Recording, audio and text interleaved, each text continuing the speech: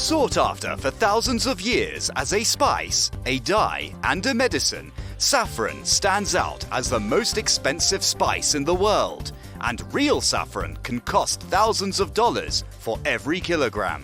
Several countries are known to produce saffron: Spain, Italy, and India. But many botanists have traced the true origins of saffron back to Iran. This spice has been around for thousands of years, and every culture seems to have its own myth about the spice's powers. Oh, hello there. I'm Samson Seas, captain of the Seven Seas. Welcome to another edition of Bazaar. This time we'll be talking about the world's most valuable spice, saffron. We will check out its national and international market and examine how this 10-centimeter plant has contributed to Iran's economy. But first, let's ask ourselves, where does this spice come from and what makes saffron so expensive? Keep watching as we walk through today's Bazaar.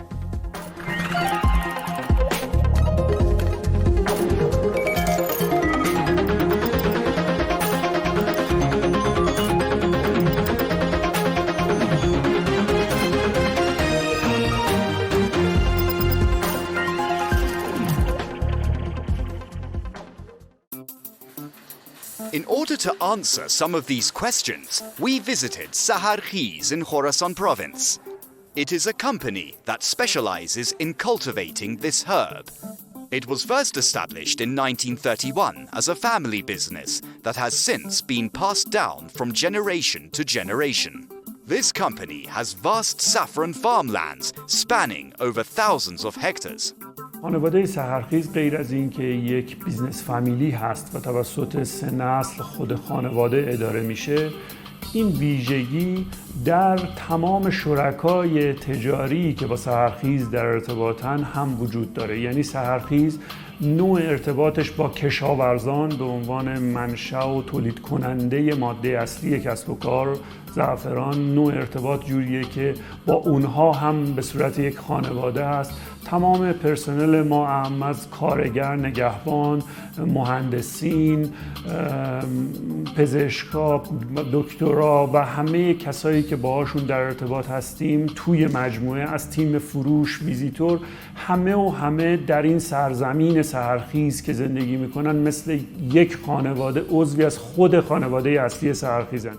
Khorasan has the best climatic conditions for the cultivation of pure saffron. Its highlands offer cool temperatures and hours of direct sunlight. These lands have well-drained clay with little moisture in the air, which is ideal for these flowers. Saffron is a complicated spice to harvest. Somewhere around 150,000 flowers are needed to produce 1 kilogram of saffron from roughly 1 hectare of land. Saffron blooms in autumn and can be harvested up to 7 times in its lifespan. Each flower will produce 3 stigmas, or threads of saffron, in the most optimal conditions. Harvesting saffron is very labor-intensive, as flowers and stigmas are all gathered and sorted by hand. No machine can do the delicate work required to harvest these thin threads. And it can take 40 hours of hard manual labor to produce just 1 kilogram of high-quality saffron. Well, here's a cool fact. Each red stigma is roughly 2 to 3 centimeters in length. To get the highest grades, you might have to throw away half of the thread. The most expensive, highest grade saffron is generally made up of just the very tip of the red threads. But the labor doesn't end with just a good harvest. The company has several major departments. One of its biggest floors is the sorting and cleaning area. This extensive facility is the heart of the company. It requires the highest sanitary conditions with controlled room moisture and temperature. From here, the saffron grades are determined and categorized to be distributed for various uses. This company offers pure saffron in various weight categories. اصالت سحرخیز رو میتونیم اینجا بهش ببالیم که به عنوان یک نگهبان از سرمایه ملی و برند ایرانی به هیچ وجه با اینکه توی این تجارت فعال بود زعفران ایرانی رو به صورت فله به خارج از کشور ارسال نکرد و فقط با برند ایرانی. اگر هم ما فروشی در کشورهای دیگه داریم با نام زعفران ایران، با نام برند سحرخیز در کشورهای مختلف فعالیت داریم و صادرات داریم به تقریباً 5 قاره. As an exporter of saffron, it has also received qualifications for food safety from the United States Food and Drug Administration. It has also received the difficult standardizations for the organic branding of saffron from the European Union. ITQI بالاترین مرجع در واقع تشخیص طعم و مزه در دنیاست. چای زعفرانی سحرخیز، نبات زعفرانی، پسته زعفرانی ما، اینها همه کالاهایی هستند که نشان 3 ستاره ITQI دارن. چای زعفرانی سحرخیز در سال 2018 اولین شرکت ایرانی بود که تونست نشان 3 ستاره رو در واقع از آن به خود بکنه. The high retail value of saffron in world markets is due to the intensive harvesting and precise cultivation methods. Another interesting point is that saffron can be sold in bulk or in smaller amounts. At this stage, packaging is key, both for preserving the quality of the product as well as its market appeal. اتفاقی که تحریم ها در شرایط اقتصادی ایران رقم زد، غیر از مواد اولیه‌ای که احتمالاً تو برخی از کالاهای ما مثلا ملزومات چاپی یا برخی از مثلا صافی‌های مربوط به دستگاه‌ها، مربوط به پیرامیدهای دمنوش و غیره که استفاده می‌کنیم و وارداتی ان، طبیعتاً ما دچار مشکل شدیم، ولی بازار برای ما یه شرایطی ایجاد کرد که عدم حضور رقبای خارجی انگار فرصتی ایجاد کرد برای مصرف کننده که به کالای ایرانی تو گروه‌هایی که تا به حال شاید اعتماد لازم رو نداشت الان اعتماد بیشتری بکنه. Packaging at this company is done by state-of-the-art automated robotic machines. These devices are typically closed circuit processes. This method reduces the amount of human contact with the product and environmental contamination during the process.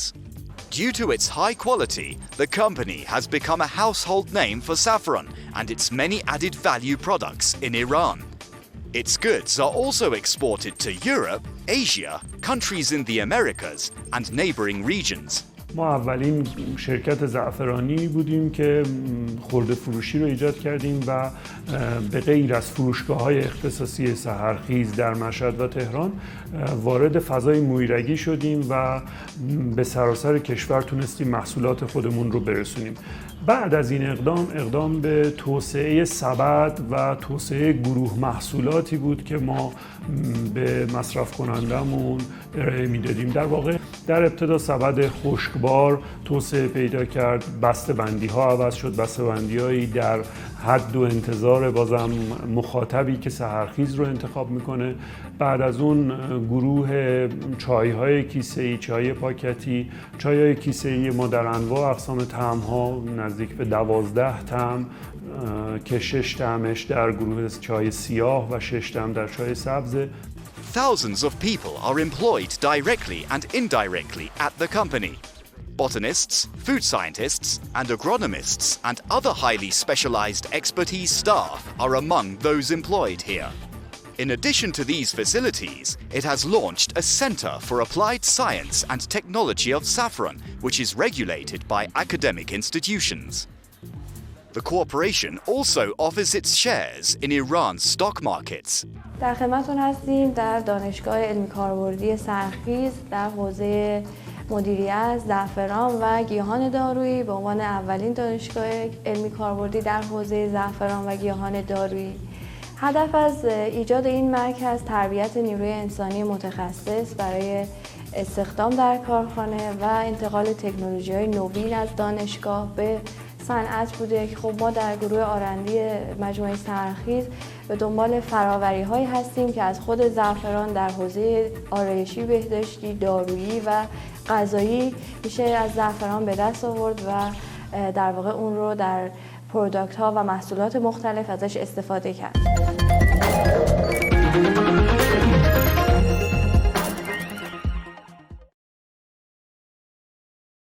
Saffron is considered a strategic industry which has generated a lot of foreign revenue for Iran.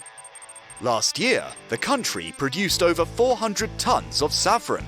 Latest data from Iran's Customs Administration shows that Iran exported nearly 280 tons of saffron in 2019, worth over $350 million.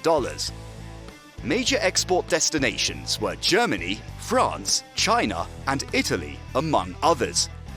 Did you know that 94% of the world's saffron is produced in Iran? Also, 95% of saffron production in the country takes place in 2 provinces. One such area is the Khorasan region located in the east. It might be interesting to know that the price of 1 kilogram of saffron is comparable to the price of a kilogram of gold.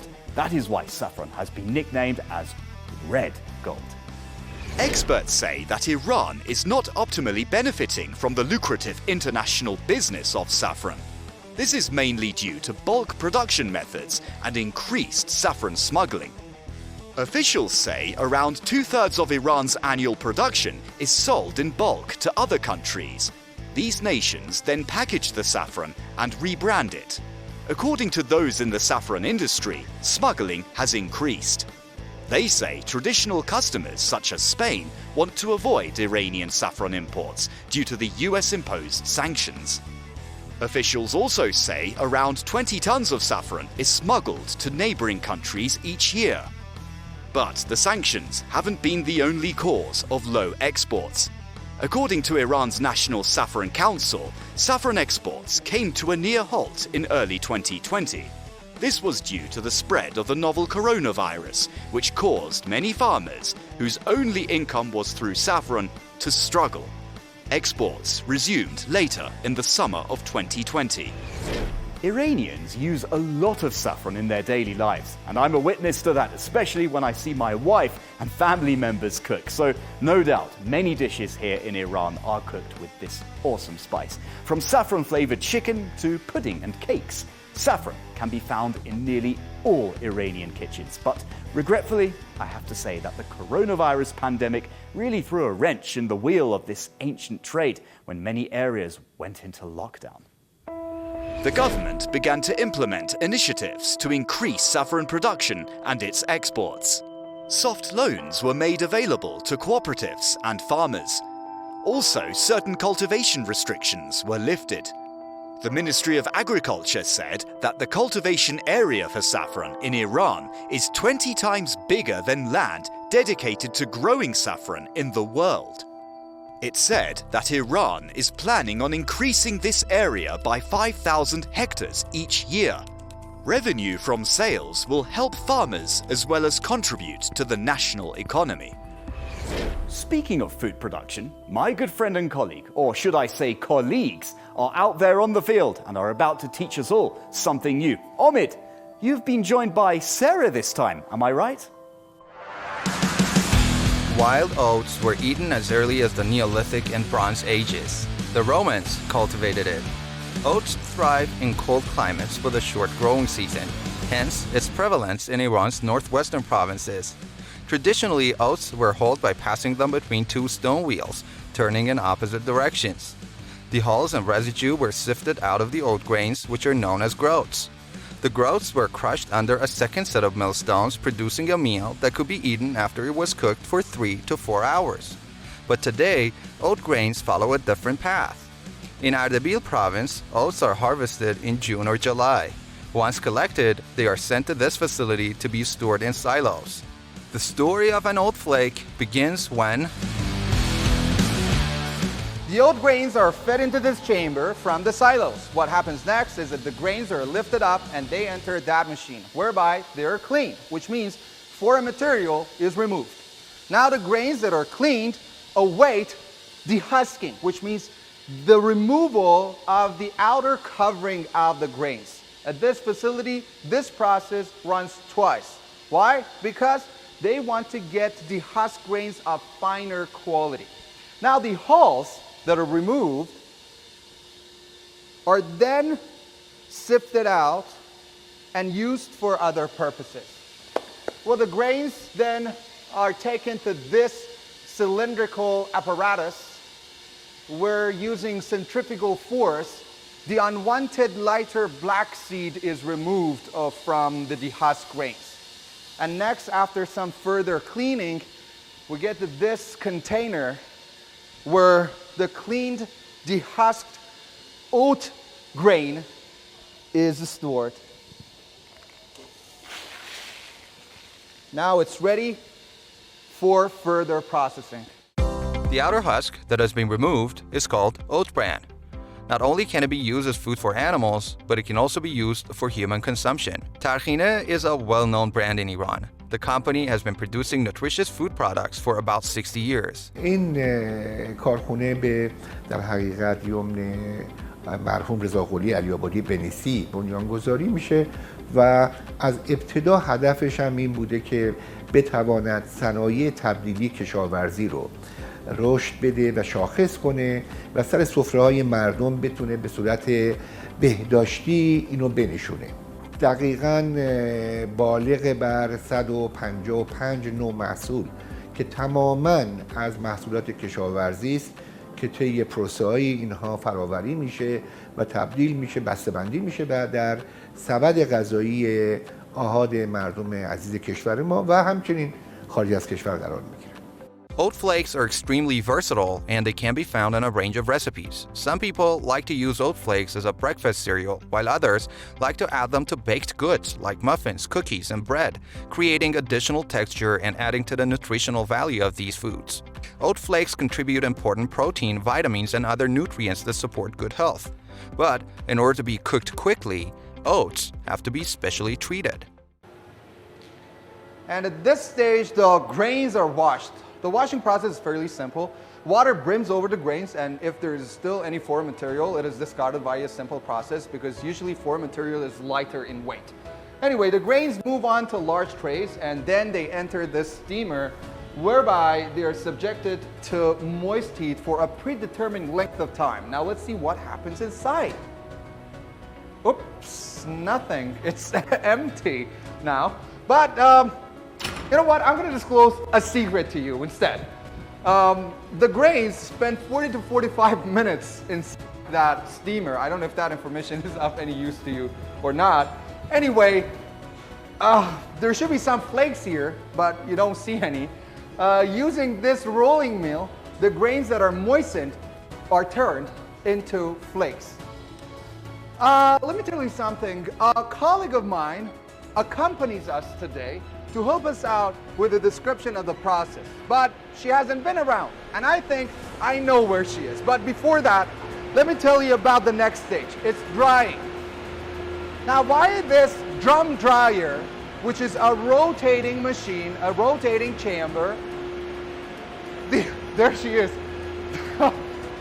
The oat flakes are dried. Now, Sarah Adema was supposed to give me a hand in describing the process, but apparently she's been treating herself to some oat flakes. What does it taste like? Oh my God, you know what? I just couldn't help it, really. I know. Let me tell you something. I usually have oat flakes for breakfast almost every day, but I'm kind of surprised why, to think about it, it doesn't really taste the same, and it's different, as if I'm tasting something different. But truth be told, what I like most about this experience is when the oat flakes come straight out of the drum dryer into my hands, I can feel the heat from this distance. So the oat flakes are hot, crispy, and fresh. So, and of course, the best part of it, it's delicious. I can have as much oat flakes as I want. Yeah. But of course, the packaging procedure is still to come. So let's go check them out. Let's go check it out.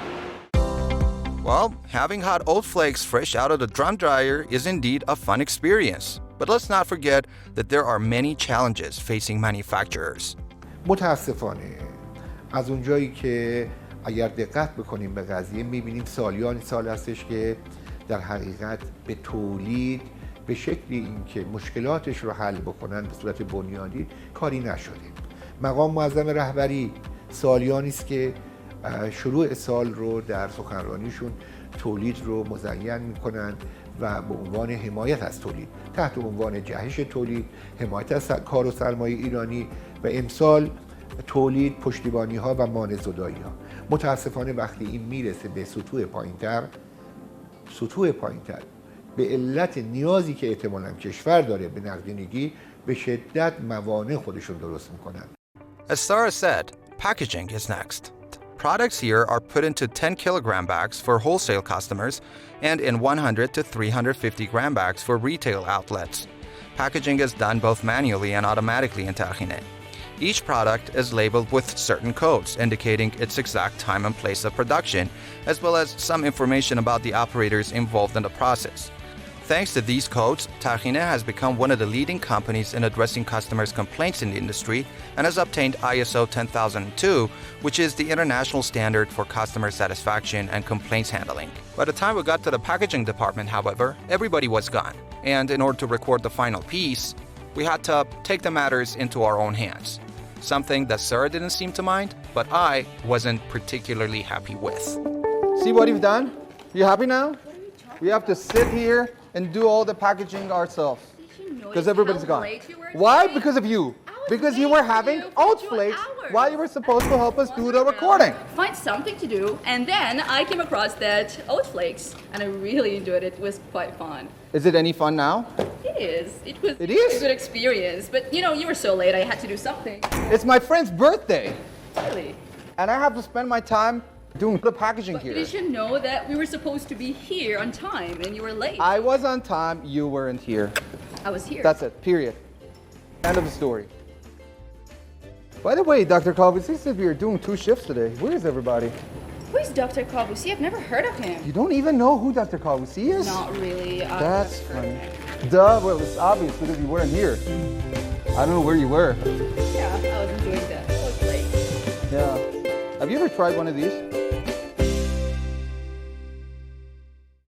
Many thanks for that awesome report. What a scenario. Anyways, for our final portion of the show, we will take a look at some news and trends in Iran's agriculture industry. So, do you like mushrooms? If you do, check this out. Recently, Iran has been producing a record of high amounts of these tasty, protein-rich vegetables. Around 180,000 tons of mushrooms are estimated to be produced each month this year, breaking its previous national record. This amount of production requires over 900,000 hectares of farms. Mushroom production in the country is still a fairly new industry, and it has grown very quickly. Well, I'm proud to announce it's spring again, and many farms and small towns are gearing up for the seasonal agritourism amid the country's COVID-19 pandemic. Agritourism is where agriculture and tourism meet to provide an educational experience. However, this year's agritourism may be conducted differently due to COVID restrictions and protocols. Khorasan and Kashan are 2 such destinations. During autumn in Khorasan, visitors can experience how saffron is harvested. In the spring, Kashan is a famous destination for travelers to see how rosewater and other essences are extracted. Esfahan University of Technology's Nanotech Research Center is developing a technology that can help farmers modernize their water management for irrigation systems. This nanotech water treatment system can store and purify surface water. It also can lower evaporation rates, creating a reliable source for irrigation. This is significant as many areas in Iran are trying to manage their water resources and maintain water security. So, managing surface water and putting it to agricultural use can greatly help this sector in semi-arid parts of the country.